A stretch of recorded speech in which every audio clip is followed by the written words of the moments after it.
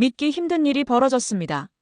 스페인의 최고급 레스토랑으로 손꼽히던 한 식당이 단골 손님들을 모두 잃을 위기에 처하며 15년 동안 쌓아온 명성과 자부심이 한순간에 무너질 뻔한 사건이 있었는데요. 자칭 최고의 식재료와 셰프를 자랑하던 유럽의 레스토랑이 결국 한국이라는 이름 앞에 무릎을 꿇게 된 이야기입니다. 스페인의 체계적이고 자만하던 시스템이 무너진 바로 그날, 전 세계를 놀라게 할 한국의 초고속 배송 시스템과 세계 최고의 품질을 자랑하는 한국 식재료가 모든 상황을 단번에 뒤엎었는데요. 손님들은 지금까지 이런 맛은 없었다며 기존의 식재료와는 비교할 수 없는 천상의 맛이라며 극찬을 쏟아냈고, 마르코 셰프는 이 놀라운 한국 식재료 덕분에 위기를 기회로 삼아 더 큰 성장을 이루어냈습니다. 한국의 맛이 스페인의 자존심을 넘어 세계 미식 문화를 새롭게 정의하는 순간이었죠. 과연 그날 무슨 일이 있었던 걸까요? 사람들이 자주 저한테 물어봐요. 어떻게 발렌시아에서 가장 유명한 해산물 레스토랑 중 하나를 운영하게 됐냐고요. 그럴 때마다 저는 웃음이 나요. 제 이야기는 흔히들 예상하는 그런 게 아니거든요. 제 이름은 마르코 알바레즈이고 저는 라 페를라 델 마르라 펄러 델 마라는 레스토랑을 운영하고 있어요. 영어로 하면 바다의 진주라는 뜻이에요. 우리 레스토랑은 지중해 해안가 바로 옆에 있는 아름다운 오래된 건물 안에 자리 잡고 있어요. 하얀 석조벽과 큰 창문 덕분에 바닷바람이 자연스럽게 들어오죠. 매일 아침 제가 문을 열려고 문 앞에 서면 바닷소금 향이 코를 찌르고 머리 위에서는 갈매기 소리가 들려요. 15년 전만 해도 여기는 그냥 페인트가 벗겨지고 마룻바닥이 삐걱거리는 빈 건물이었어요. 그런데 저는 이곳에서 뭔가 특별한 걸 느꼈어요. 스페인의 여러 유명 레스토랑에서 일하며 최고의 셰프들 밑에서 배웠고 벌 수 있는 돈은 다 모았었거든요.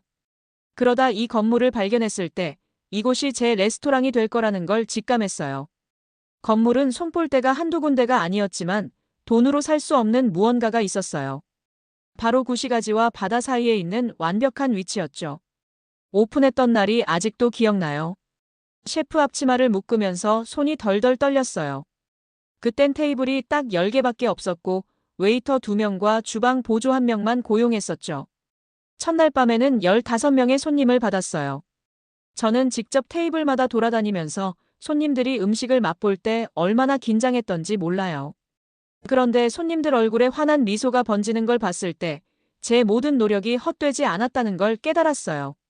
지금은 라 페를라 델 마르가 제가 상상도 못했던 곳까지 성장했어요. 이제는 테이블이 2층에 걸쳐 30개나 돼요. 메인 다이닝룸의 유리창 너머로는 지중해의 석양을 바라보며 식사를 즐길 수 있죠. 벽에는 오래된 어망과 발렌시아 항구의 빈티지 사진, 그리고 바다의 물결을 떠올리게 하는 아름다운 파란 타일로 장식되어 있어요. 하지만 우리 레스토랑을 특별하게 만드는 건 바로 굴이에요. 물론 다른 레스토랑들도 굴을 많이 팔죠. 하지만 우리의 굴은 달라요. 저는 현지 어부들과 관계를 쌓는데 몇 년을 투자했어요. 그분들은 어디에서 가장 좋은 굴을 찾아야 하는지 정확히 아시는 분들이에요.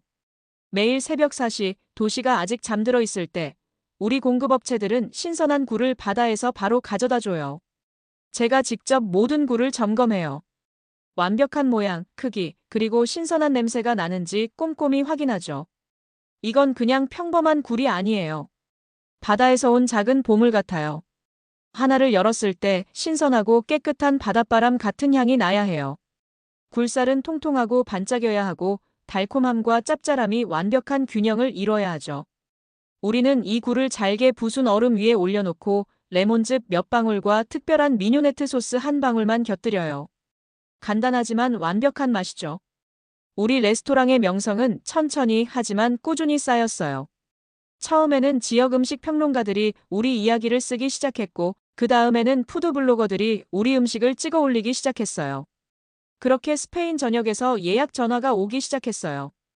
요즘에는 특히 우리 레스토랑의 굴 테이스팅 메뉴를 맛보려면 최소 2주 전에 예약을 해야 할 정도예요. 이런 레스토랑을 운영한다는 게 쉬운 일은 아니에요. 하루 12시간씩, 때로는 그 이상을 일해요. 지금 제 팀은 25명이나 돼요. 셰프, 웨이터, 소믈리에, 주방 직원까지 모두 포함해서요. 그들은 제 두 번째 가족 같아요. 우리 모두 함께 지난 7년 동안 유지해온 완벽한 별 5개 평점을 지켜내고 있어요. 매일 밤 주방에 서서 완벽하게 준비된 해산물 요리가 스윙 도어를 통해 나가는 걸 보면 기분이 너무 좋아요. 손님들의 즐거운 목소리, 와인잔이 부딪히는 소리, 다이닝룸에서 부드럽게 흘러나오는 음악까지 모두 들리죠. 이런 순간마다 저는 정말 자랑스러워요. 우리가 내놓는 음식뿐만 아니라 손님들에게 제공하는 이 경험 자체가요. 이 레스토랑은 단순한 식당이 아니에요. 제 인생의 작품이고 이루고 싶었던 꿈 그 자체예요. 매일 문을 열 때마다 어제보다 더 나은 곳으로 만들겠다고 다짐하면서 들어가요. 그런데 저도 몰랐어요. 가장 큰 도전이자 예상치 못했던 기회가 바로 코앞에 닥쳐오고 있었다는 걸요. 그날 저녁이 아직도 또렷하게 기억나요. 발렌시아에서도 몇 년 만에 가장 더운 밤 중 하나였거든요. 해는 몇 시간 전에 졌는데도 더위가 두꺼운 담요처럼 모든 걸 휘감고 있었어요. 집 에어컨을 풀가동해도 소용없었는지 긴 식당 일을 끝내고 소파에 앉아 쉬려고 해도 이마에 땀이 맺히더라고요. 벽에 걸린 시계가 11시 30분을 가리킬 때쯤 제 전화가 울렸어요. 화면에 미겔제 수셰프 이름이 뜨는 걸 보는 순간 속이 덜컥 내려앉았어요. 외식업에서 늦은 밤 전화는 좋은 소식을 가져오는 일이 거의 없으니까요. 마르코, 문제가 생겼어요. 미겔의 목소리가 긴장으로 가득했어요. 안토니오가 방금 병가를 냈어요. 열이 너무 높아서 오늘 밤 교대 근무에 못 나올 것 같대요. 그 순간 저도 모르게 허리를 꼿꼿이 세웠어요. 피곤함은 잊혀졌고요. 안토니오는 밤 근무 직원인데 우리 냉장 시스템을 점검하고 중요한 재료들을 신선하게 유지하는 역할을 맡고 있었어요. 특히 수천 유로어치나 되는 고급 꿀들을 보관하는 냉장고 온도를 철저히 관리하는 책임이 있었거든요. 안토니오 상태가 그렇게 심각해요? 저는 상황도 걱정됐지만 안토니오 자신도 걱정돼서 물어봤어요. 상태가 꽤 심각해 보여요. 전화로 말하는 것도 간신히 하던데요. 미겔이 답했어요. 아내 말로는 1시간째 계속 토하고 있다더라고요. 저는 다시 시계를 한번 보고 나서 여러 가지를 생각해봤어요. 식당까지 가려면 차로 1시간 거리인데 이미 편한 집 옷으로 갈아입은 상태였거든요. 이 더운 밤에 다시 옷을 입고 운전할 생각을 하니 망설여졌어요. 게다가 우리 냉장 시스템은 최고급 장비라서 지금까지 한 번도 문제가 생긴 적이 없었어요. 내가 나올 때까진 온도계들이 다 정상이었잖아요. 맞죠? 제가 미겔에게 물었어요. 네, 마감할 때까지는 모든 게 완벽했어요. 그가 확답했어요. 온도계도 전부 정상 수치를 보여줬었고요. 저는 관자놀이를 문지르며 상황을 곰곰이 생각해봤어요. 논리적으로는 제가 직접 가서 확인해야 한다는 생각이 강하게 들었어요. 그런데 반대로 14시간 동안 일하고 이제 막 쉬려던 제 피곤한 마음은 시스템을 믿으라고 속삭였죠. 우리 시스템엔 백업 전원도 있고 온도 경보기도 달려 있었고 여러 안전장치가 마련돼 있었으니까요. 있잖아, 제가 미겔에게 말했어요. 우린 한 번도 시스템에 문제가 생긴 적 없잖아. 이번엔 기술을 믿어보자고요.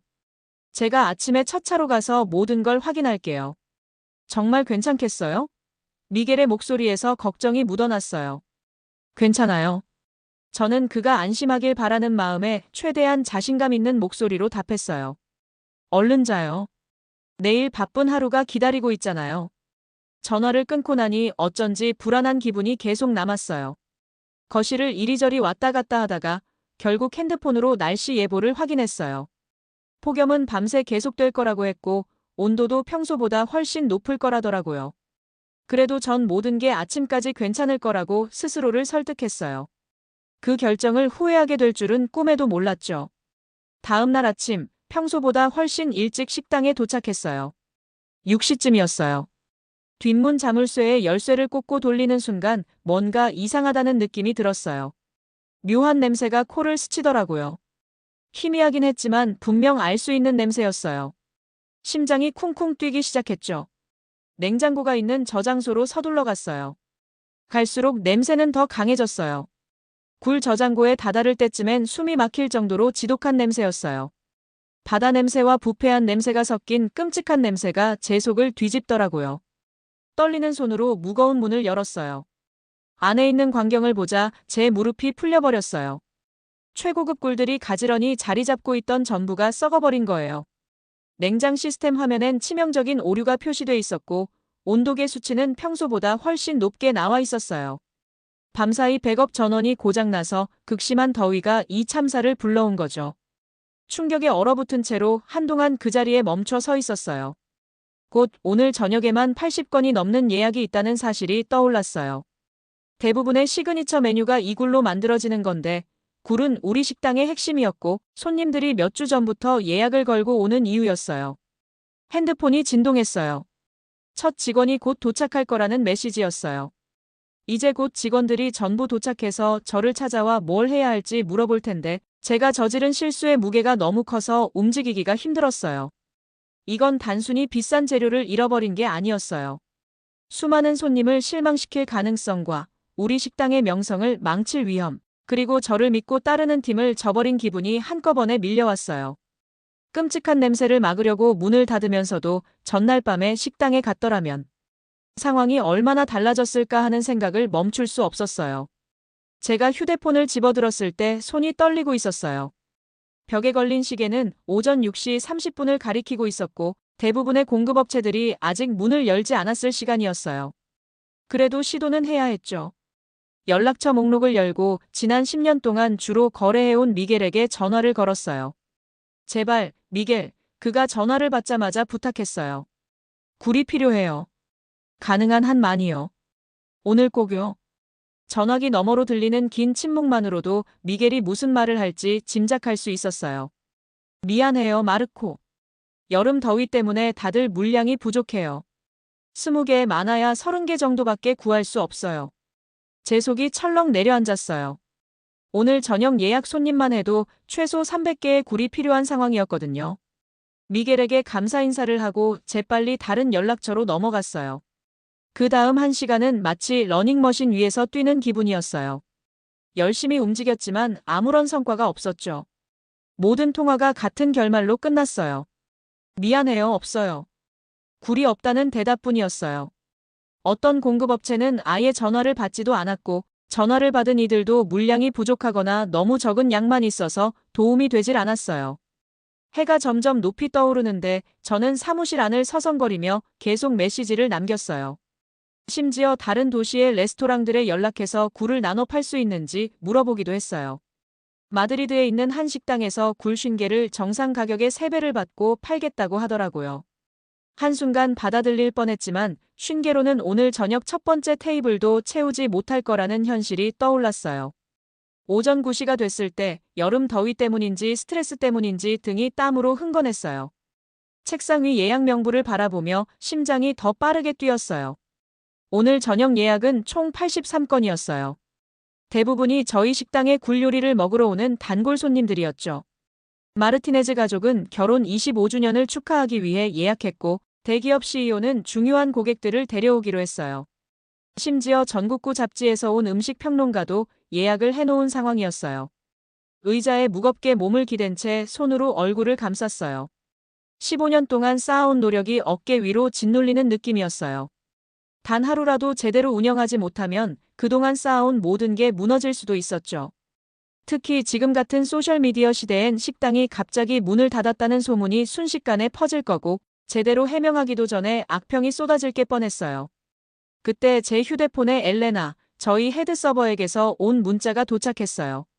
손님들이 예약 확인하려고 전화하는데 뭐라고 말씀드려야 할까요? 그 메시지는 제가 현실을 직시하게 만들었어요. 상한 굴을 손님들에게 내놓을 수는 없었죠. 그건 차라리 문을 닫는 것보다 더 끔찍했을 거예요. 하지만 굴 없는 제한된 메뉴로 운영하는 것도 불가능했어요. 저희 시그니처 요리 대부분이 굴을 포함하고 있으니까요. 결국 신선한 굴을 충분히 확보할 방법이 없다는 결론에 다다랐어요. 떨리는 손가락으로 직원들에게 메시지를 보냈어요. 30분 안에 긴급 회의를 합니다. 식당 홀에 모인 직원들의 얼굴엔 걱정과 혼란이 가득했어요. 상황을 설명하자 그들의 표정이 걱정에서 충격, 그리고 두려움으로 바뀌었어요. 그들 중 많은 사람들이 여기서 오래 일했거든요. 이 식당은 그들에게도 생계와 같았어요. 오늘은 문을 닫아야 할 것 같아요. 제가 약간 떨리는 목소리로 말했어요. 아마 더 오래 닫아야 할 수도 있어요. 오늘 저녁 예약 손님들에게 전화해서 솔직하게 사과드리세요.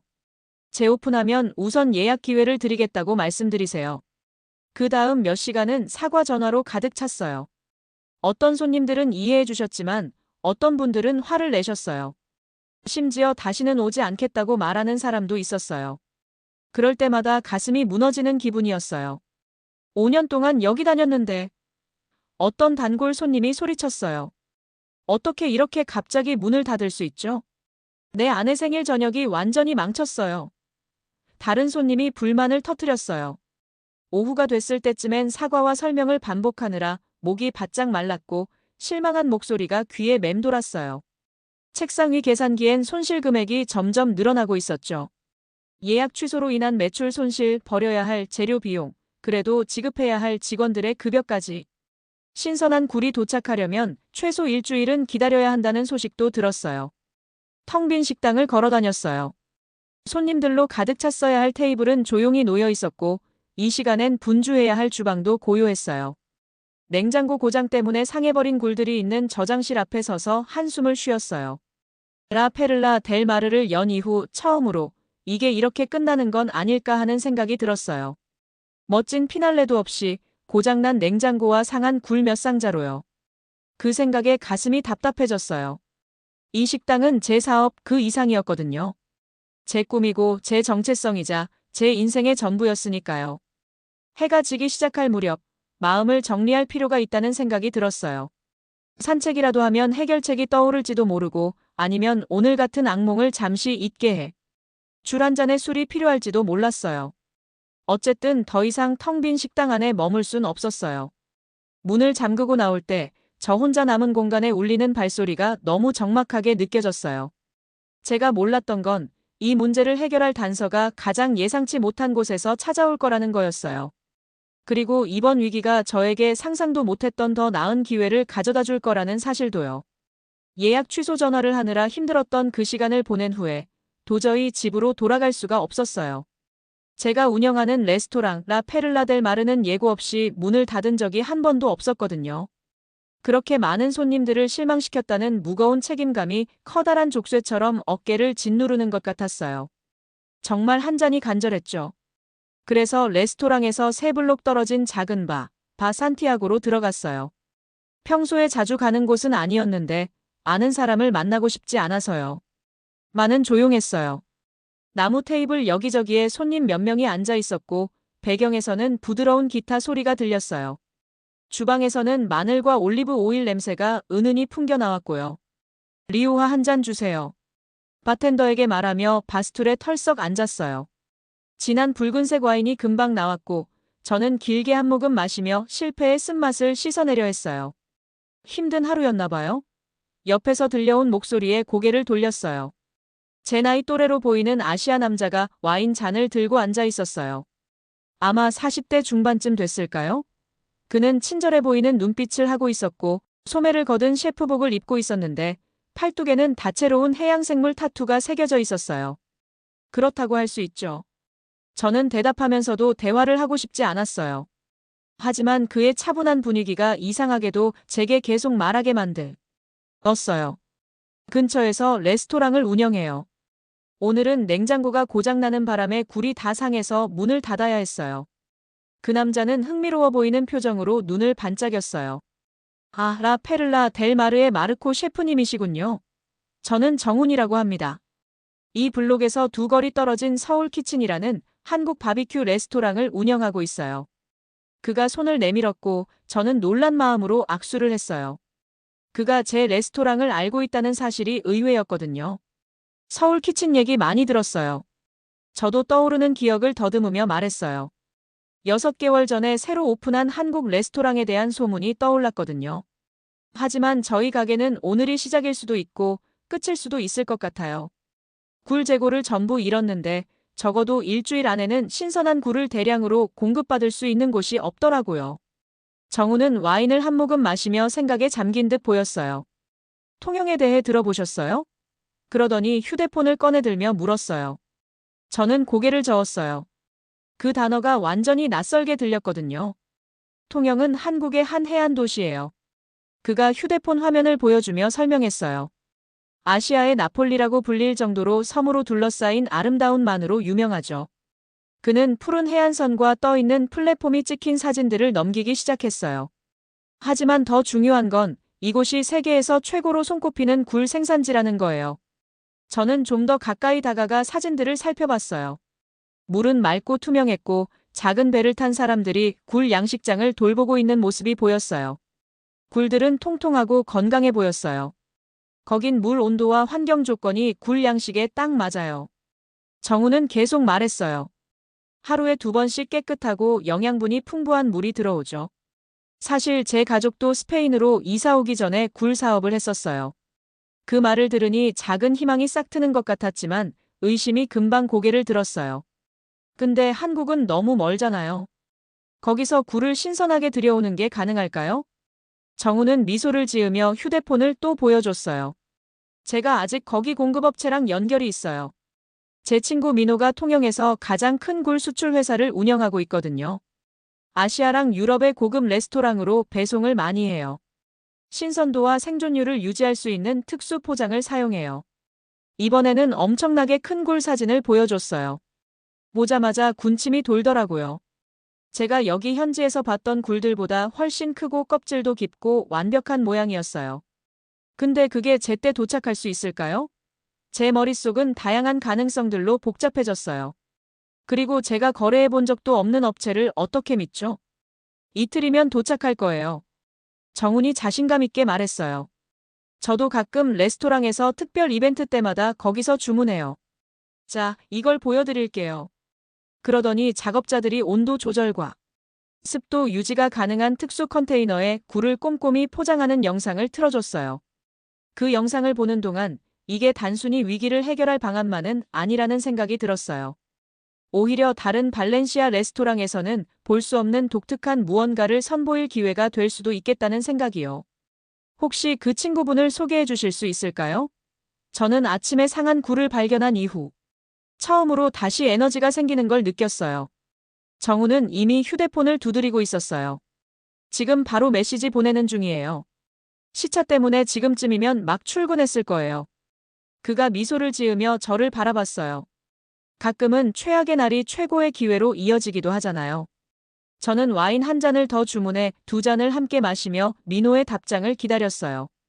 정훈이 통영과 굴 양식 전통에 대해 더 이야기해주는 동안 라 페를라 델 마르를 위한 새로운 길이 서서히 보이기 시작했어요. 어쩌면 이번 위기가 제 레스토랑 이야기의 끝이 아니라 새로운 장의 시작일지도 모르겠어요. 새벽 6시에 저는 주방에 서서 배달 트럭이 서비스 입구 쪽으로 후진하는 걸 지켜보고 있었어요. 심장이 빠르게 뛰더라고요. 이번에 들어오는 통영굴에 모든 게 달려 있었거든요. 이렇게 먼 곳에서 해산물을 주문한 적은 처음이라 단골 손님들이 어떻게 생각할지 걱정이 됐어요. 배달원들이 얼음으로 꽉 채운 큰 상자들을 조심스럽게 들여왔어요. 저도 같이 그 상자들을 한국에서 주문한 새 김치 냉장고에 옮겼어요. 이 냉장고는 전에 쓰던 거랑은 완전 달랐어요. 해산물 전용 설정이 있어서 휴대폰 앱으로 온도를 언제든지 확인할 수 있었죠. 이제는 밤새 냉장 문제 때문에 걱정할 일은 없겠더라고요. 손이 떨리는 상태로 첫 번째 상자를 열었어요. 바다 냄새가 코를 가득 채웠는데 정말 신선하고 깨끗했어요. 굴 하나를 손에 들어봤는데 묵직하더라고요. 보통 저희가 쓰던 지역 굴보다 거의 2배는 큰 것 같았어요. 껍데기는 회색과 흰색의 물결 무늬가 있었고 진주 같은 반짝임이 돋보였어요. 굴칼로 조심스럽게 껍데기를 열었는데 눈이 휘둥그레졌어요. 속살이 통통하고 크림색이었고 맑은 액체 속에 담겨 있었는데 그 액체가 아침 이슬처럼 빛나더라고요. 도저히 참을 수 없어서 바로 맛을 봤어요. 껍질을 입술 가까이 가져가 굴을 입안에 넣었죠. 그 맛은 정말 놀라웠어요. 처음엔 깨끗한 바닷물에 몸을 담근 듯한 짭짤함이 확 퍼졌고 그 뒤에 달콤하면서도 멜론 같은 맛이 느껴졌어요. 지금까지 한 번도 굴에서 느껴보지 못한 맛이었어요. 식감도 완벽했어요. 단단하면서도 부드럽더라고요. 혹시 첫 번째 굴만 운 좋게 맛있었던 건 아닐까 싶어서 바로 다른 굴도 먹어봤어요. 근데 2번째 것도 똑같이 훌륭했어요. 마리아 수셰프가 제가 굴을 계속 맛보고 있을 때 도착했어요. 그녀도 굴을 하나 먹어보더니 셰프님, 이거 진짜 대박이에요. 라고 감탄하더라고요.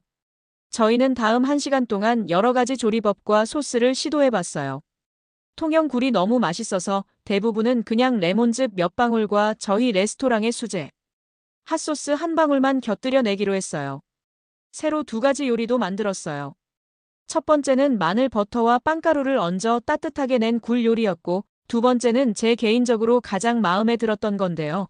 생굴 위에 잘게 썬 오이와 참기름 한 방울, 그리고 정훈 씨가 저한테 준 한국산 고춧가루를 살짝 뿌린 요리였어요. 스페인과 한국의 맛이 완벽하게 어우러졌죠. 저녁 영업 준비를 하면서 설레기도 하고 긴장되기도 했어요. 단골 손님들이 이 변화를 받아들일지 궁금했거든요. 아침에 새 메뉴판을 인쇄하면서 통영굴의 원산지를 설명하는 내용을 추가했어요. 메뉴판에는 통영이 어디 있는지 보여주는 작은 지도도 넣었어요. 저녁 7시, 첫 손님으로 10년 동안 매주 금요일마다 찾아주신 로드리게스 부부가 도착했어요. 2분은 항상 굴 12개로 식사를 시작하셨죠. 제가 초조한 마음으로 지켜보는 가운데 첫 번째 굴을 드셨는데 부인의 눈이 반짝거리더라고요. 마르코, 이거 정말 맛있어요. 평소보다 훨씬 풍미가 좋네요. 남편분도 고개를 끄덕이며 벌써 다음 굴을 집어들고 있었어요. 그제야 어깨에서 짐이 좀 내려가는 기분이었어요. 저녁 내내 모든 테이블에서 굴을 주문했어요. 웨이터들이 계속 주방으로 와서 손님들이 너무 좋아한다고 전해주더라고요. 어떤 분들은 추가 주문까지 하셨는데 지역 굴로는 거의 그런 일이 없었거든요. 마침 그날 지역 신문의 음식평론가도 저희 레스토랑에 식사하러 왔더라고요. 그녀가 식사가 끝난 뒤 저를 만나고 싶다고 했어요. 알바레즈 셰프님, 그녀가 말했어요. 이 굴을 이렇게 창의적으로 소싱하신 점이 정말 인상적이에요. 맛이 훌륭하고 새로운 한국 스타일의 요리법이 너무 멋져요. 이게 바로 우리 도시 음식업계에 필요한 혁신이에요. 그날 밤 저희는 레스토랑 역사상 가장 많은 굴을 팔았어요. 그리고 제 휴대폰은 다음 주 예약을 잡으려는 단골 손님들의 메시지로 계속 울리고 있었어요. 주방을 정리하면서 휴대폰 앱으로 온도를 확인했는데 3도 섭씨로 딱 유지되고 있었어요. 굴을 보관하기에 완벽한 온도였죠. 위기를 기회로 삼아 새로운 걸 시도했던 제 자신이 뿌듯했어요. 가끔 최고의 해결책은 예상치 못한 곳에서 오더라고요. 심지어 지구 반대편에서라도요. 이 통영 굴들은 단순히 다른 게 아니었어요. 지금까지 저희가 내왔던 굴보다 훨씬 더 나았어요. 그리고 새 냉장고 덕분에 마음의 평안도 찾았고요. 이 모든 게 가능하도록 도와준 정훈 씨에게 감사 메시지를 보냈어요. 그리고 통영으로 여행 갈 계획을 세우기 시작했어요. 직접 이 놀라운 굴 양식장을 봐야겠다고 결심했거든요. 숫자가 정말 놀라운 이야기를 들려줬어요. 통영 굴을 도입한 지 한 달 만에 매출이 무려 40%나 증가한 거예요. 식당의 재무 보고서를 보면서 제 눈을 의심할 정도였어요. 단순히 굴 판매량이 늘어난 것뿐만 아니라 구매 비용도 줄어들었어요. 덕분에 식당의 이윤이 크게 늘었고 이전 위기 때 손실됐던 돈도 어느 정도 만회할 수 있었죠. 하지만 이 성공이 단순히 돈 때문만은 아니었어요. 매일 저녁 식당호를 거닐면서 손님들이 굴에 대해 이야기하는 걸 들었거든요. 정말 놀랍네요. 라면서 이 굴은 어디서 가져온 거예요? 라고 묻곤 했어요. 제가 통영에 대해 이야기하면 많은 사람들이 그 이름조차 처음 들어봤다고 하더라고요. 그래서 흥미를 가지면서 통영에 대해 더 알고 싶어 했어요. 어떤 손님들은 식탁에서 바로 핸드폰을 꺼내 통영이라는 한국의 해안 도시를 검색하기도 했어요. 몇 년간 꾸준히 우리 식당을 찾아주던 단골 손님들은 이번 굴이 지금까지 먹어본 것 중 최고라고 칭찬해줬어요. 심지어 방문한 음식 평론가들조차 우리 식당을 스페인과 한국의 해산물, 전통을 혁신적으로 융합했다고 극찬하며 리뷰를 써줬어요. 유명한 음식 블로거 중 한 명은 우리 식당을 발렌시아에서 가장 흥미로운 해산물 레스토랑이라고 소개하기도 했죠. 그리고 한국의 김치 냉장고는 진짜 혁신적이었어요. 아침마다 침대에서 일어나기 전에 핸드폰으로 온도를 확인하는 게 일상이 됐어요. 시스템이 무언가 이상이 있으면 알림을 보내주니까요. 덕분에 밤에 굴이나 해산물이 상할까봐 걱정하지 않아도 됐어요. 그 후로 저는 한국 해안 요리와 문화를 더 알아가기 시작했어요. 한국식 바비큐 식당에서 일하는 제 친구 정훈 씨가 자주 저희 식당에 들러줬고요. 그는 다양한 한국 해산물 요리법을 알려줬고 그 덕분에 스페인과 한국의 맛을 결합한 새로운 요리들도 만들어낼 수 있었어요. 심지어 통영화요일이라는 주간 특별 메뉴도 시작했어요. 이 메뉴는 한국 전통 해산물 요리를 우리의 기존 메뉴와 함께 제공하는 거였죠. 그런데도 뭔가 부족한 느낌이 들었어요. 제 식당을 구해준 통영 사람들에게 너무 고마웠지만 단순히 감사 이메일을 보내는 걸로는 부족하다고 생각했어요. 그분들을 직접 만나고 싶었고 이런 놀라운 굴이 어디서 왔는지 그리고 그들의 작업 방식을 더 배우고 싶었어요. 그래서 큰 결정을 내렸어요. 제가 직접 통영에 가보기로 한 거예요. 한국으로 10일 동안 떠나는 비행기 표를 예약했어요. 한국에 도착해서 비행기가 착륙할 때 제 심장은 설렘으로 두근거렸어요. 공항에서 몇 시간 동안 버스를 타고 마침내 통영에 도착했어요. 그 도시는 정말 아름다웠어요.